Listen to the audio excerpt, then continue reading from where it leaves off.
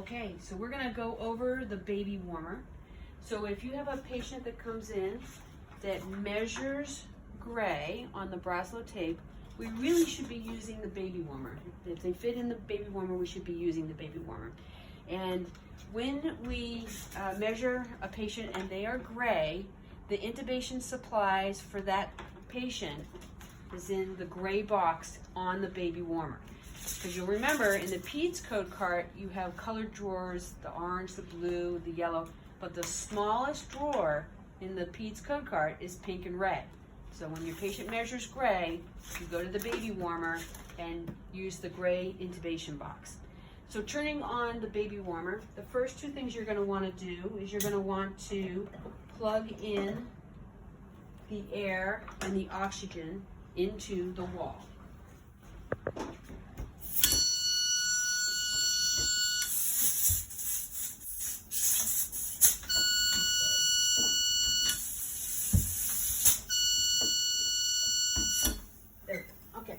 So that's the first thing you do is plug in the air and the oxygen, and then you're going to want to plug in the baby warmer electrically into the wall.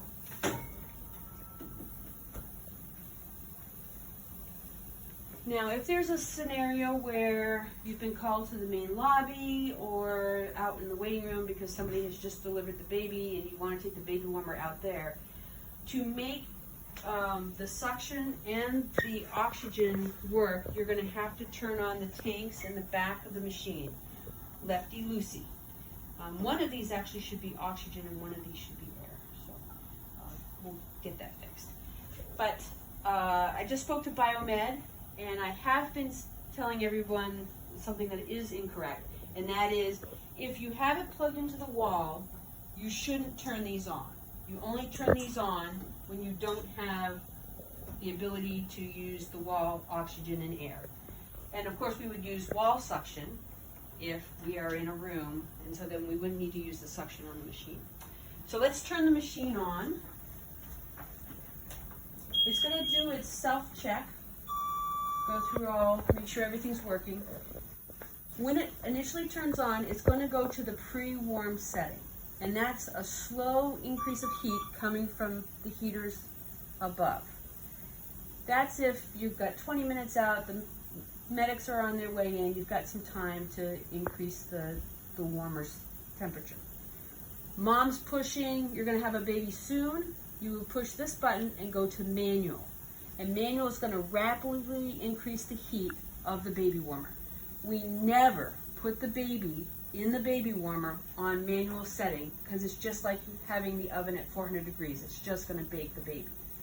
As soon as the baby is born and you're going to put the baby in the baby warmer, you switch to baby. You take the thermometer and you go to the side drawer and you get one of the stickers, the heart stickers, and you put the metal side down on the belly of the baby between the xiphoid process and the umbilicus, and you put that heart sticker over the top so that you'll have the baby's temperature registering here, and that it will keep the baby warm to this temperature. And as soon as the baby reaches this temperature, this will start to decrease. And so it will maintain that temperature of 36.5. You can increase or decrease the temperature depending on what the doc wants to do. The silence button is right here. And if we're really on board, we could hit the APGAR counter, which is going to give you that 1 minute and 5 minute beep so that you could do your APGAR score.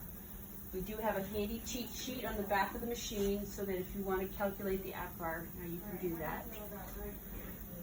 So now it's time to use the oxygen. You would blend using this dial, and then the flow you would use this. And let me just switch over to. So as we remember, we learned in NRP, we would take this out of the bag,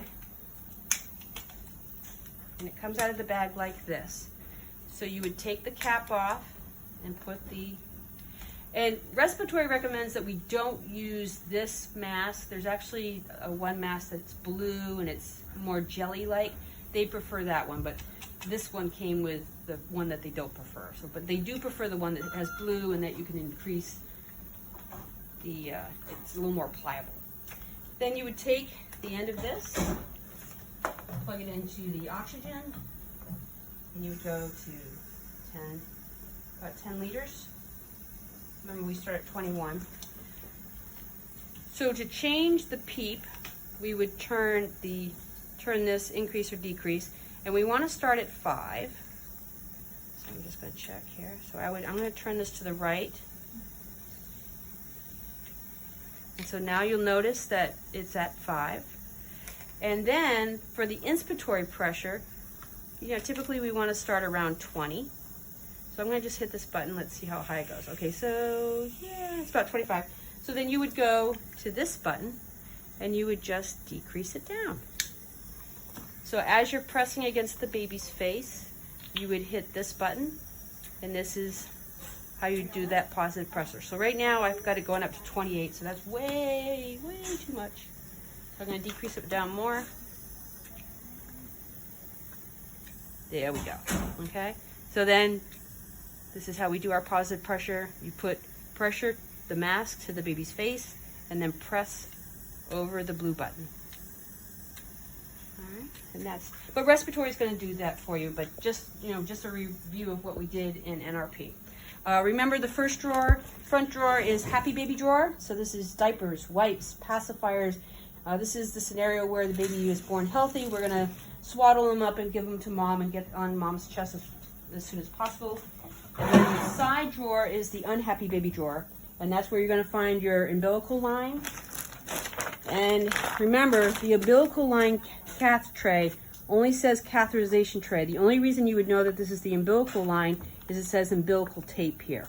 So this is for the babies that are less than a week old. We can access the venous access in their umbilical, and we can use that as a central line. So that is a sterile procedure. Make sure everybody's masked gowned up, and that you would then use a umbilical cath. We have two sizes, a 3.5 and a 5.0. And then we also have PPE in here. We have the umbilical cord clamp. We have bulb suction. We have some lab tubing. So get yourself, open this up, go through the supplies, get yourself familiar with what you have for resources in the baby warmer.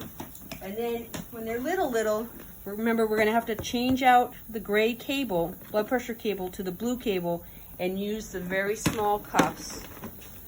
Because remember, we're going to have little ones. So we have very small cuffs, but when you're using these cuff sizes, you have to use the blue cable because the connection is different from what we use on our monitors in the room.